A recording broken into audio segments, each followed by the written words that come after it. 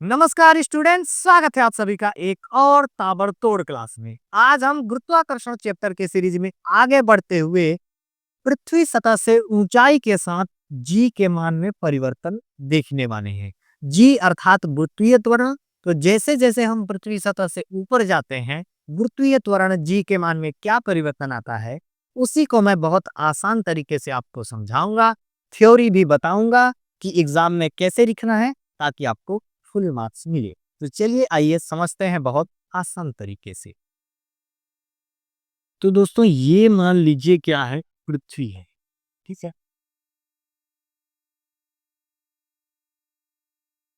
अब पृथ्वी का मूल बिंदु ओ है। यहाँ पर पृथ्वी का मूल बिंदु क्या है, ओ है। और यहाँ से यहाँ तक की दूरी है ना, पृथ्वी के मूल बिंदु से पृथ्वी के सतह की दूरी यानी पृथ्वी की त्रिज्या हम कैपिटल आर मान लेते हैं, ठीक। तो यहाँ पर आप अभी खड़े हैं, मान लीजिए पृथ्वी के सतह पर, है ना। और इस पृथ्वी का जो द्रव्यमान है वो कैपिटल एम। तो जब आप पृथ्वी के सतह पर गुरुत्वीय त्वरण जी की मान की बात करते हैं तो क्या होता है, गुरुत्वीय त्वरण जी का मान पृथ्वी की सतह पर G is equal to G M upon R square, ठीक है। जी क्या है, सार्वत्रिक गुरुत्वाकर्षण नियतांक। एम पृथ्वी का द्रव्यमान। आर क्या है, पृथ्वी की त्रिज्या है। तो पृथ्वी की सतह पर गुरुत्वीय त्वरण का मान यही होगा। लेकिन जैसे आप ऊंचाई पर जाते हैं, ऐसे आप कुछ ऊंचाई पर यहाँ से यहाँ तक कितनी ऊंचाई तक जाते हैं आप, मान लीजिए एच ऊंचाई तक ऊपर जाते हैं, यहाँ तक बिंदु पी तक, ठीक है। तो अब इस स्थिति में टोटल ऊंचाई अगर मैं पृथ्वी की मूल बिंदु मतलब पृथ्वी के केंद्र से बात करूं मैं, है ना, पृथ्वी की केंद्र से अगर पूरी ऊंचाई की बात करूं तो कितना हो जाता है, आर तो पृथ्वी की त्रिज्या है प्लस एच ऊंचाई हम ऊपर गए, तो पृथ्वी के केंद्र से टोटल ऊंचाई कितनी हो गई, आर प्लस एच। तो इस स्थिति में जो गुरुत्वीय त्वरण जी का मान होगा, इसको जी माने तो चलिए इसको जी डैश मान लेते हैं। तो इस स्थिति में गुरुत्वीय त्वरण जी का मान होगा G dash is equal to G M बटे आर। आर क्या होती है, पृथ्वी की त्रिज्या, यानी कि पृथ्वी के केंद्र से जहां पर आप गुरुत्वीय त्वरण का मान आपको निकालना है वहां की दूरी, है ना। लेकिन अब हम कहा चले गए, एच ऊंचाई पर ऊपर चले गए, तब पृथ्वी के मूल बिंदु से वहां तक की दूरी क्या हो गई, आर प्लस एच। तो आप उस दूरी को कितना लेंगे, आर प्लस एच। स्क्वायर था तो स्क्वायर ही लगाइएगा। समझ आए, इतना समझ गए ना, तो ये टॉपिक आपको समझ आ गया। एक बार आपको मैं समझाते चलता हूं कि थ्योरी में क्या लिखता है। देखिए, यदि पृथ्वी की त्रिज्या आर है, आर माने, तथा द्रव्यमान एम हो, तो पृथ्वी के सतह पर गुरुत्वीय त्वरण निम्न सूत्र से दिया जाएगा, G is equal to G M upon R square. R क्या है, जहां से आपको गुरुत्वीय त्वरण का मान निकालना है वहां तक की दूरी, कहां से, पृथ्वी के मूल बिंदु से। तो अब हम सतह की बात करेंगे तो मूल बिंदु से सतह की दूरी क्या है, आर। लेकिन जब आप एच ऊंचाई पर चले जाएंगे, ठीक है। अब यदि चित्र के अनुसार कोई बिंदु पी की पृथ्वी सतह से ऊंचाई एच हो तथा इस पर गुरुत्वीय त्वरण का मान पहले जी माने थे, अब जी डैश मानिए, तो जी डैश हो तो क्या हो जाएगा, G dash is equal to G M upon R plus H का whole square. R plus H क्यों, जहां पर हमको गुरुत्वीय त्वरण का मान निकालना है वहां से वहां की पृथ्वी की मूल बिंदु से यानी पृथ्वी के केंद्र से दूरी क्या है, आर प्लस एच। एकदम इजी, ठीक है। अब इसको आप मान लीजिए समीकरण एक, इसको समीकरण दो। तो लिखिएगा समीकरण दो को, देख लेता हूं वीडियो रुक तो नहीं गया, कभी कभी रुक जाता है, नहीं रुका है। तो समीकरण दो को समीकरण एक से भाग, एकदम आसान तरीके से समझिए, बहुत इजी है, लोड नहीं लेना देने पर, ठीक है। तो समीकरण दो को यानी इसको जी डैश को समीकरण एक से भाग देना है यानी कि जी से, क्या हो जाएगा, जी डैश का मान ऊपर लिखिए जी एम बटे आर प्लस एच, ठीक है। और ये होल स्क्वायर बटे जी का मान क्या है दोस्तों, जी एम बटे आर का स्क्वायर।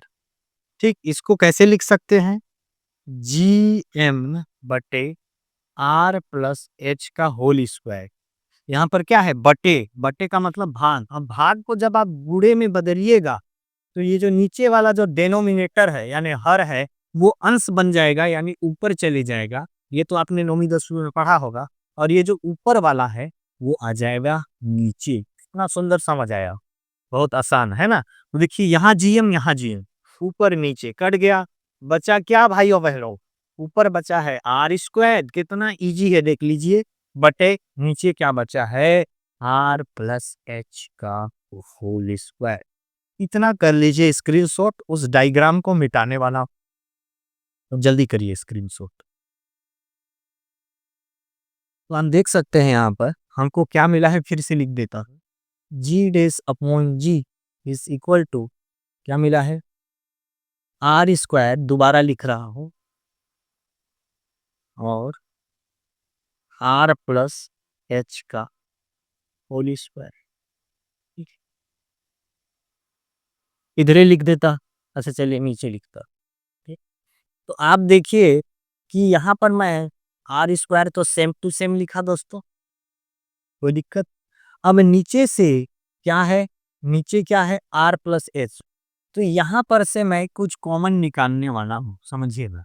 आर को मैं कॉमन यानी कि बाहर निकालूंगा, निकाल दिया कॉमन बाहर, तो यहाँ स्क्वायर रहता, यानी कि ये आर का भी स्क्वायर है, एच का भी स्क्वायर है। होल स्क्वायर का मतलब क्या समझे, ब्रैकेट लग के स्क्वायर लगा है, यानी इन दोनों का स्क्वायर है। तो जब मैं आर को कॉमन निकालूंगा तो अपना स्क्वायर लेके, अब लेके निकलेगा, आर तो निकल गया अपना स्क्वायर लेके, तो यहाँ बचा वन, और वन का स्क्वायर भी कर दूं तो वन ही आएगा। ठीक है, प्लस यहाँ है एच। अब यहाँ तो आर था ही नहीं, तो बटे में आपको आर लिखना पड़ेगा। इतना तो आप जानते होंगे, नौवीं 10वीं में पढ़ा होगा। ठीक है, बटे में आर लिखना पड़ेगा, तब तो अंदर गुणा होगा, आर आर कट जाएगा, वापस से एच मिलेगा। नौवीं 10वीं में आपने पढ़ा होगा। अब यहाँ आपको स्क्वायर नहीं लिख देना है, क्योंकि स्क्वायर तो ब्रैकेट के बाहर है ना। तो ये स्क्वायर ब्रैकेट के बाहर हरिये है, तो यहाँ स्क्वायर नहीं लिख देना है, समझ गए, ये हो गया। ठीक, तो जी डेस अपॉन जी। ठीक, तो देखिए कट जाएगा ये आर स्क्वायर, तो जी डेस अपॉन जी का वैल्यू क्या मिल गया, ये बटे में है ना, ये बटे में है। जब ये ऊपर जाएगा तो क्या हो जाएगा, one plus H upon R. Two है, जब ऊपर जाएगा तो ये -2 हो जाएगा। कोई दिक्कत, नहीं दिक्कत। एक चीज और, अब खत्म होने वाला है, मुश्किल से 2 स्टेप इधर लिखता हूं। ठीक है, इसको इधर लिखता हूं। ठीक है, तो जी डेस अपॉन जी, समझ गए। तो यहां पर आप वन, इसको अंदर गुणा करना है। देखिए द्विपद प्रमेय से क्या हो जाएगा, द्विपद अभी समझा रहा हूं। देखिए द्विपद प्रमेय से आप क्या लिखिएगा, इस टू, द्विपद प्रमेय में क्या होगा, कुछ नहीं, आपने मैथ में पढ़ा होगा द्विपद प्रमेय के बारे में, है ना, 11th मैथ में होगा। मैथ वाले अच्छे से समझेंगे, लेकिन यहाँ आपको डिटेल में नहीं जाना है, द्विपद प्रमेय से लिखिएगा। और ये जो टू है इस राइट साइड में अंदर गुणा कर देना, तो टू का इससे गुणा होगा तो क्या मिलेगा, 2h अपॉन आर मिलेगा कि नहीं मिलेगा, वन तो वहीं रहेगा, केवल राइट साइड में गुणा करना है टू का। अब यहाँ माइनस, यहाँ प्लस, तो प्लस इंटू माइनस माइनस। समझ आया कि नहीं आएगा। तो ये जो वैल्यू है इस वैल्यू के लगभग बराबर होगा। ठीक है, क्यों ऐसा लिखे, इधर लिख दीजिएगा, द्विपद प्रमेय से आया है ये वैल्यू, प्रमेय से। क्यों ऐसा, क्योंकि समझा रहा हूं, टेंशन नहीं लेना है, क्योंकि दूसरा चौक ले लेता हूं। ठीक है, यहां पर ऐसे लिख दीजिएगा, क्योंकि जो आपका वैल्यू है यहाँ पर क्या वैल्यू आया, 2h अपॉन जो r है वो एक के वैल्यू से, एक से बहुत छोटा है। अब एक से बहुत छोटा क्यों है? आर कौन है दोस्तों? आर कौन है बताइए आप? हमने क्या किया था, आर था पृथ्वी की त्रिज्या और यहाँ से एच ऊंचाई पर ऊपर गए थे, ठीक है ना? यहाँ से कितनी ऊंचाई, एच ऊंचाई ऊपर गए थे। तो आर पृथ्वी की त्रिज्या बहुत बड़ी है। अब हम कितना ऊंचाई जा पाएंगे? थोड़ा ही तो ऊंचाई जाएंगे ना। अब अंतरिक्ष में चले जाइएगा बहुत ज्यादा ऊंचाई, तो वहां पर गुरुत्वीय त्वरण का मान तो नगण्य हो जाएगा, खत्म हो जाएगा। तो हम कितना ऊंचाई जा पाएंगे? थोड़ा सा ऊंचाई जाएंगे, जो कि पृथ्वी की तुलना में नहीं के बराबर होगा।